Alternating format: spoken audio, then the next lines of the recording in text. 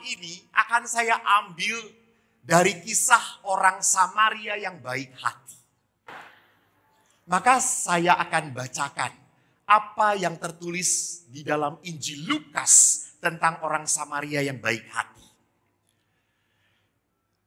Bapak Ibu, perumpamaan ini hanya ditulis oleh Injil Lukas. Tidak ada Matius, Markus, Yohanes, tidak ada. Artinya apa? Ini kisah yang unik sekali. Mari kita dengarkan.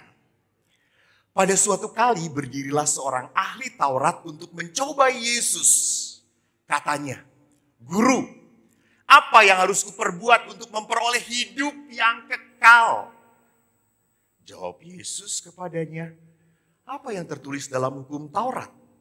Apa yang kau baca di sana?" Jawab orang itu, "Kasihilah Tuhan Allahmu dengan segenap hatimu, dengan segenap jiwamu, dan dengan segenap kekuatanmu, dan dengan segenap akal budimu. Dan kasihilah sesamamu manusia seperti dirimu sendiri." Kata Yesus kepadanya, "Jawabmu itu benar. Perbuatlah demikian maka engkau akan hidup." Tetapi untuk membenarkan dirinya, orang itu berkata kepada Yesus, "Dan siapakah sesamaku manusia?" Jawab Yesus, "Ada seorang yang turun dari Yerusalem ke Yeriko. Ia jatuh ke tangan penyamun yang bukan saja merampoknya habis-habisan, tetapi juga memukulnya, dan sesudah itu pergi meninggalkan setengah mati." Kebetulan ada seorang imam turun melalui jalan itu. Ia melihat orang itu, tetapi ia melewatinya dari seberang jalan. Demikian juga seorang Lewi datang ke tempat itu. Dan ketika ia melihat orang itu, ia melewatinya dari seberang jalan. Lalu datanglah seorang Samaria yang sedang dalam perjalanan ke tempat itu. Dan ketika ia melihat orang itu, tergeraklah hatinya oleh belas kasihan. Ia pergi kepadanya, membalut luka-lukanya, dan sesudah menyiraminya dengan minyak dan anggur. Kemudian ia naikkan orang itu ke atas keledai tunggangannya, lalu membawanya ke tempat penginapan dan merawatnya. Keesokan hari ia menyerahkan 2 dinar kepada pemilik penginapan itu dengan berkata, "Rawatlah dia, dan jika kau belanjakan lebih dari ini, aku akan menggantinya waktu aku kembali." Siapakah di antara ketiga orang ini menurut pendapatmu adalah sesama manusia dari orang yang jatuh ke tangan penyamun itu? Jawab orang itu, "Orang yang telah menunjukkan belas kasihan kepadanya." Maka kata Yesus kepadanya, "Pergilah dan perbuatlah demikian." Demikianlah Injil Tuhan. Terpujilah Kristus. Bapak Ibu, Anda tahu nggak kenapa Yesus sampai memberikan perumpamaan seperti ini? Ada apa? Karena Yesus, kalau lihat di dalam Injil Lukasnya, Yesus itu berhadapan dengan orang munafik. Siapa orang munafik? Ahli Taurat dan orang Farisi. Jelas. Mengapa mereka munafik? Karena mereka terlalu puas dengan hidup rohani yang ritual. Yang hanya doa, melakukan sabat, tidak salah harus benar. Tidak boleh melakukan hal-hal yang haram. Jadi mereka sangat saklek dengan aturan hidup rohani. Jadi kalau mereka sudah merasa bahwa hidup mereka, rohani mereka benar, puas. Mereka merasa dekat dengan Tuhan. Maka hati-hati. Apakah orang seperti itu tidak ada di zaman sekarang? Ada. Tapi diam-diam ya. Ada. Orang ini rajin ke gereja. Kalau misa sampai mermelek. Serius. Tapi waktu keluar gereja, di parkiran gereja macet sedikit saja. Lama amat sih. Dia hanya merasa puas, berdoa saja, merasa sudah cukup. Ini orang-orang semacam ini adalah orang-orang yang bisa terjadi sombong rohani. Kenapa? Karena waktu berdoa merasa begitu dekat, merasa disentuh oleh Tuhan, lalu merasa apa? Merasa bahwa Allah sungguh baik pada saya. Cukup, berhenti sampai situ saja. Bapak Ibu, saya itu 2 hari baru pulang dari Israel. Saya membawa ziarah 40 orang 3 romo dengan saya. Dan waktu hari Jumat kita mendarat di Mesir, hari Sabtu terjadi penyerangan di Gaza. Rame. Lalu kita semua ketakutan. Masuk ke Israel atau jangan? Kita ribut. Lalu mereka bertanya, Romo bagaimana Romo? Boleh saya ngomong? Boleh. Bu, Pak, memang gak terjamin masuk ke Israel apakah selamat atau tidak. Karena peluru kendali kadang-kadang ada yang iseng. Nah kalau di Israel kita ziarah, meledak, kena, akan ada berita di Kompas 3 romo mati syahid. Tapi 37 umat mati konyol. Kenapa? Karena Bapak Ibu masih punya keluarga. Masih banyak utang. Akhirnya mereka memutuskan untuk tidak ke Israel. Lalu kami ke Sinai. Dan waktu saya jalan ke Sinai. Sampai di Sinai hanya kelompok kami saja. Sepi. Dan saya berdoa. Waktu mimpin doa. Tiba-tiba saya dapat anugerah air mata. Saya nangis terus. Sampai umat di samping saya memegang saya. Tenang Romo. Sabar Romo. Maafkan. Apaan sih kata saya itu. Lalu orang itu setelah doa selesai deketin saya. Romo kenapa Romo menangis? Tersentuh? Ya. Tersentuh apa? Saya sedih, takut. Kenapa Romo? Karena pulang dari Israel harus cari dana untuk katedral.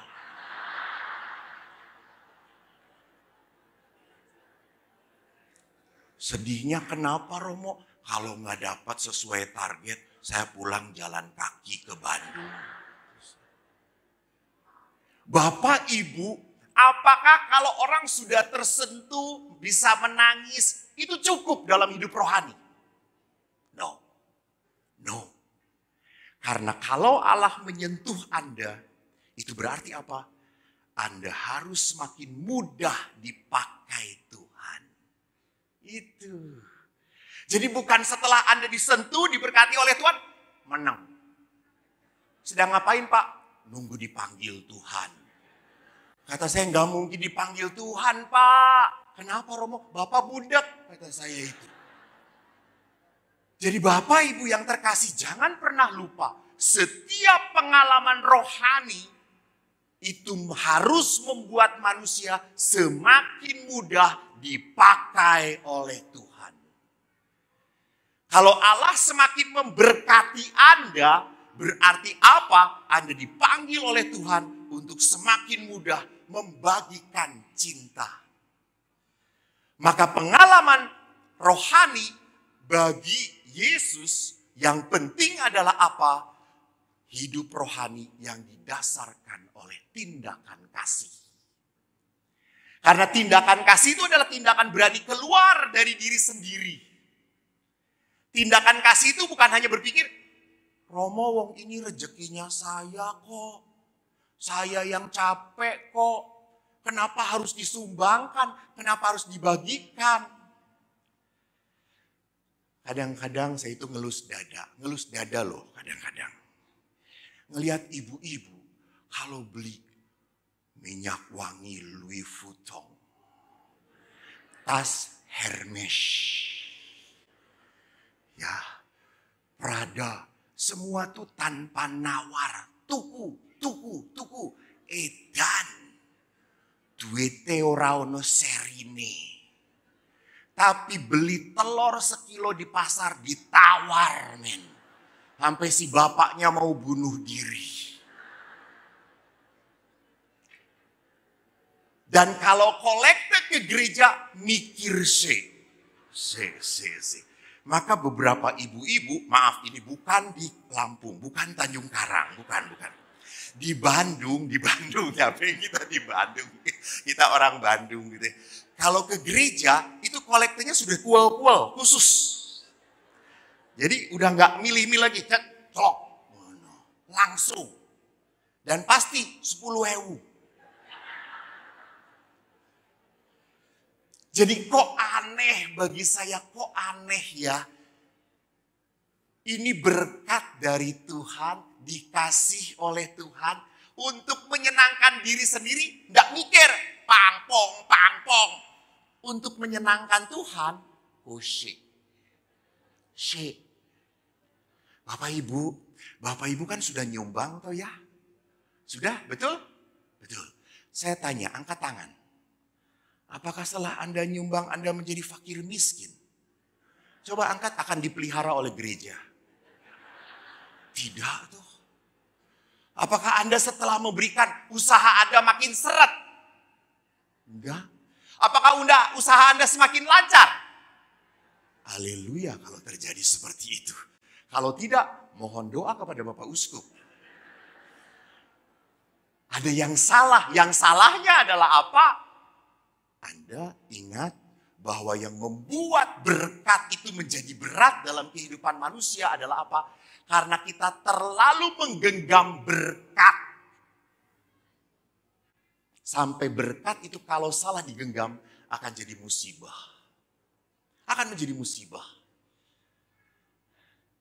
Bapak Ibu, mari kita lihat sekali lagi.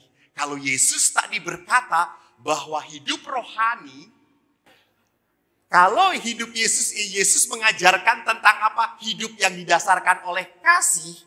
Ini adalah ajaran Yesus yang konsisten. Di dalam Injil Yohanes dikatakan, semua orang akan tahu bahwa kamu adalah murid-muridku jikalau kamu saling mengasihi. Saling mengasihi. Ini adalah ajaran dan tindakan Yesus. Kasih. Bahkan orang yang tidak layak dikasihani pun Yesus kasih. Dan Bapak Ibu yang terkasih, rupanya setelah saya coba renungkan, tindakan orang Samaria ini adalah tindakan Tuhan. Di dalam surat Rasul Paulus kepada jemaat di Filipi dikatakan apa? Walaupun dalam rupa Allah, dia tidak menganggap kesetaraannya dengan Allah. Ia telah merendahkan diri dan taat sampai mati. Jadi memang Allah itu merendahkan diri untuk mencintai kita. Allah memperlakukan kita dengan kerahiman. Dengan belas kasih.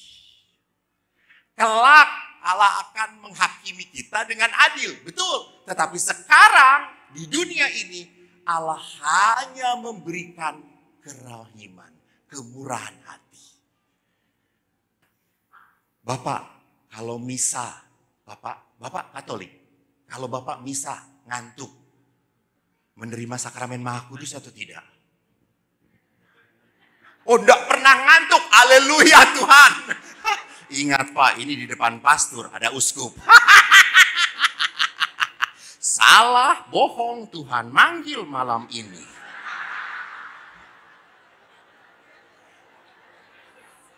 Kalau si Bapak, jangan Tuhan. Kalau melihat ada yang ngantuk, sekarang Bapak kan gak pernah ngantuk. Ada yang pernah ngelihat ada yang ngantuk gak dalam misa? Ada. Orang itu menyambut tubuh Kristus. Menyambut. Apakah tubuh Kristus bukan yang disambut dia? Nggak tahu juga.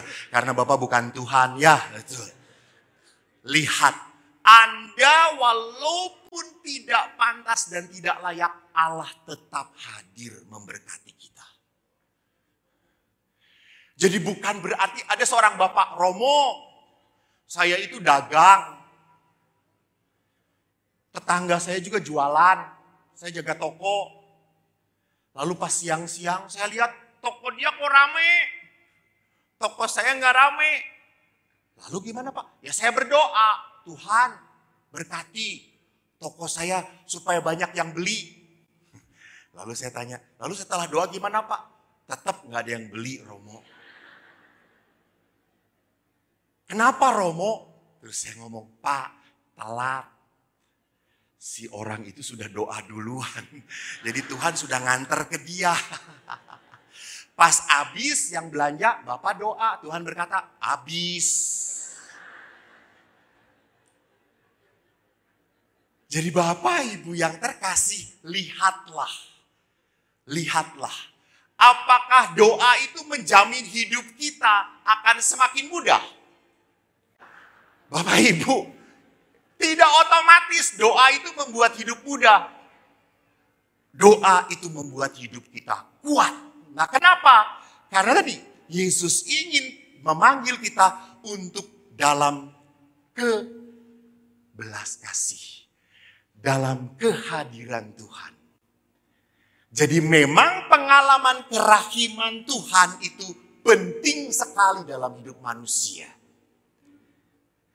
Saya teringat 3 bulan yang lalu saya tinggal di paroki. Seorang ibu memasuki usia ke-60. Ibu itu tiba-tiba divonis kanker. Dan kankernya stadium 4. Ia WA saya, tolong doakan Romo. Saya harus menghadapi kemo.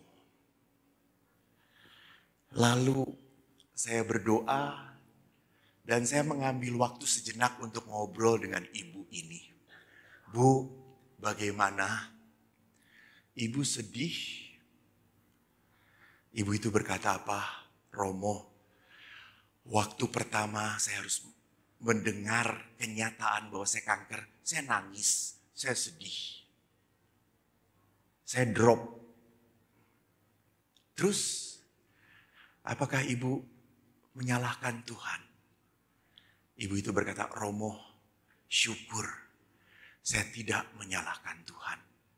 Loh, kok bisa Bu? Ya Romo, 59 tahun Tuhan sudah memberkati saya. 59 tahun Tuhan sudah menjaga saya. Saya tidak pernah sakit, saya sehat. Kalau menginjak tahun ke-60 tiba-tiba saya divonis kanker. Ya sudah, saya terima. Saya tetap bersyukur.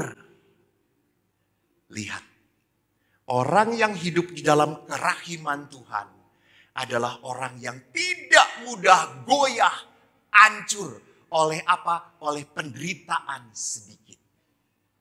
Oleh kesakitan. Jadi walaupun dia menderita, dia tidak pernah kehilangan cinta Tuhan. Ini orang yang hidup di dalam kerahiman.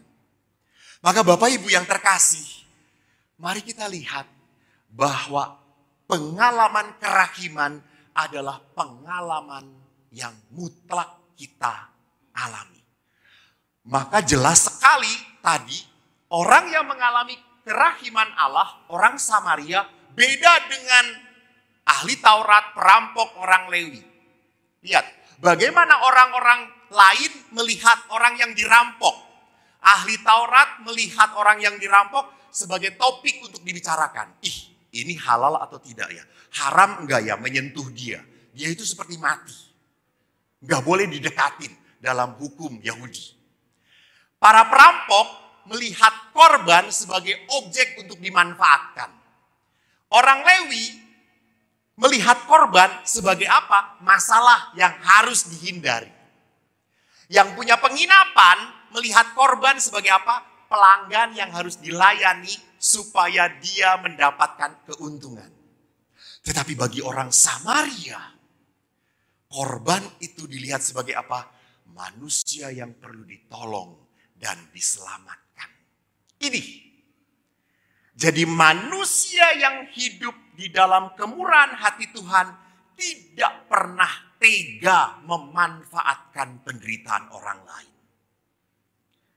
Manusia yang hidup di dalam kemurahan hati Tuhan selalu mudah, seperti Yesus, tergerak oleh belas kasihan. Kalau bukan saya, lalu siapa? Lalu siapa yang akan tergerak? Jadi saya teringat sekali pengalaman kasih, dicintai Tuhan, itu amat penting. Ingat, kalau Bapak Ibu melihat seperti ini, kisah siapa? Siapa? Benar, anak-anak bagus. Sakyus. Karena saya pernah ngajar pembina iman cerita. Lalu pembina iman ini cerita dengan dengan lantangnya di depan pembina iman anak. Saya sedang ada di situ. Anak-anak, Yesus datang ke kota Yeriko. Di tengah kota dia melihat pohon ara. Dan di atas pohon ara dia lihat Lazarus. Lalu anak-anak, bukan Lazarus, Sakyus. Lalu si kakak itu kan malu. Masa dia salah? Lalu si kakak itu putar otak dan langsung teriak, Lazarus. Lalu anak-anak, bukan Lazarus, Sakyus. Tidak, diam. Yesus langsung berkata, Lazarus, turun. Itu kan tempatnya Sakyus. Dan Yesus melihat kepada Sakyus dan berkata, Sakyus, ayo naik ke atas.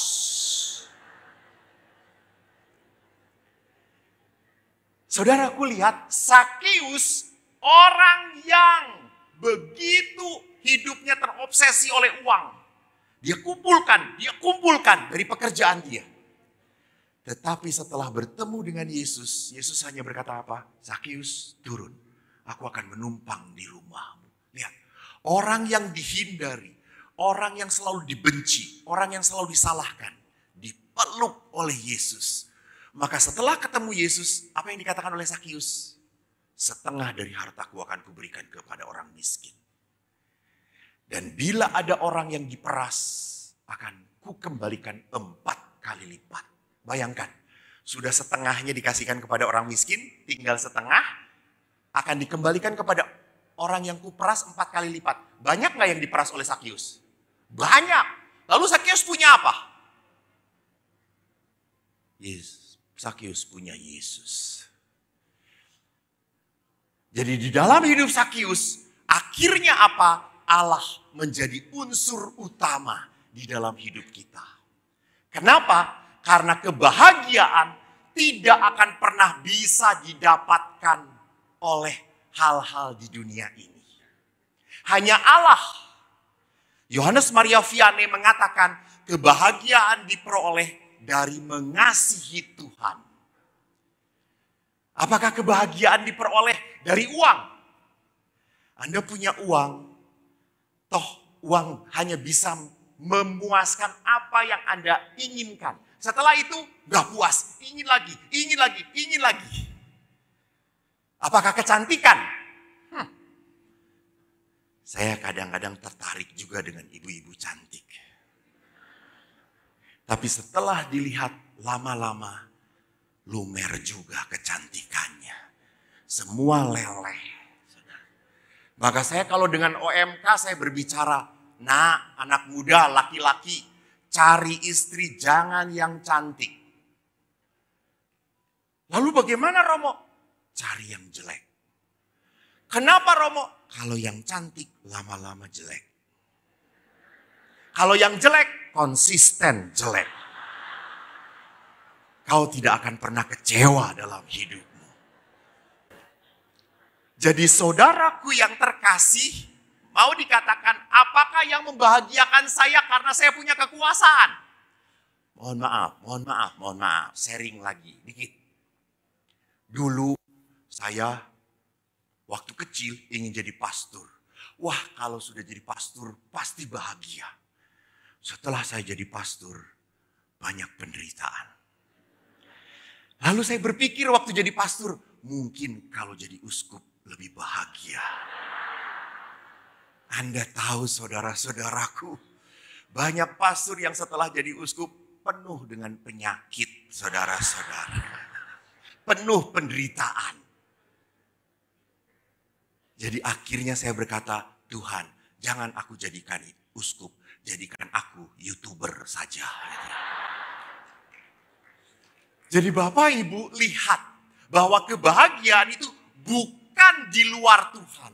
Kebahagiaan itu adalah apa? Pada saat kita bisa bersyukur. Bisa bersyukur. Dan rasa syukur itu membuat orang bisa melihat sesamanya dengan mata Tuhan. 2 kisah terakhir. Saya sering sekali menceritakan ini. Saya bahagia dengan cerita waktu saya di rumah retret Pratista. Saya ketemu anak SD, polio, kakinya X. Dia jalan begini. Ke rumah retret. Saya lihat, dia bawa banyak tas. Karena mau retret. Saya tanya, halo, hai Romo. Mau kemana? Retret Romo. Oh, kamu di kamar berapa? Kamar 7 Romo. Ya sudah, saya bawakan ya. Enggak Romo, saya masih bisa Romo. Saya masih bisa. Terima kasih Romo, terima kasih. Kamarnya di sana ya Romo. Ya, silakan ke sana. Terus tiba-tiba ada temannya di belakang. Romo ya?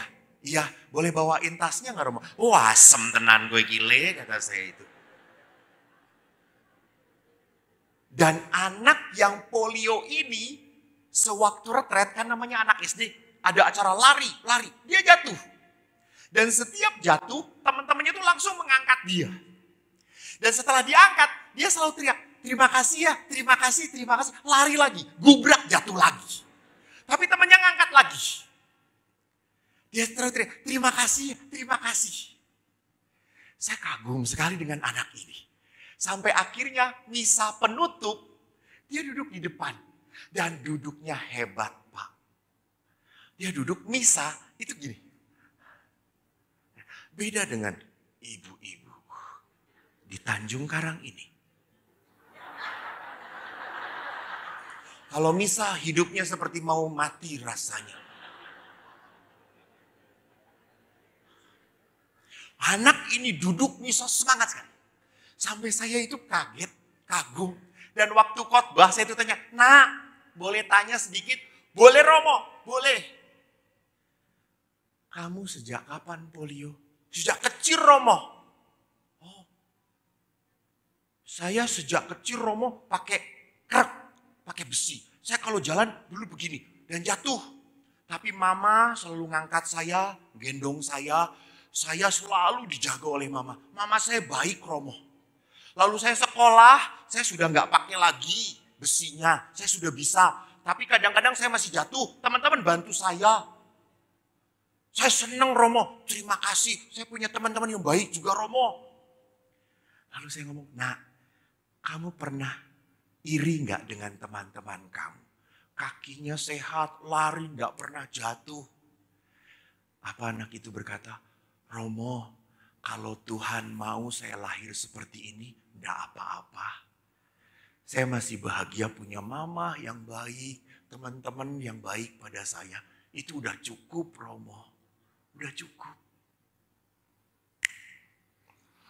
Orang bersyukur adalah orang yang selalu melihat hal yang baik, walaupun di dalam kegelapan.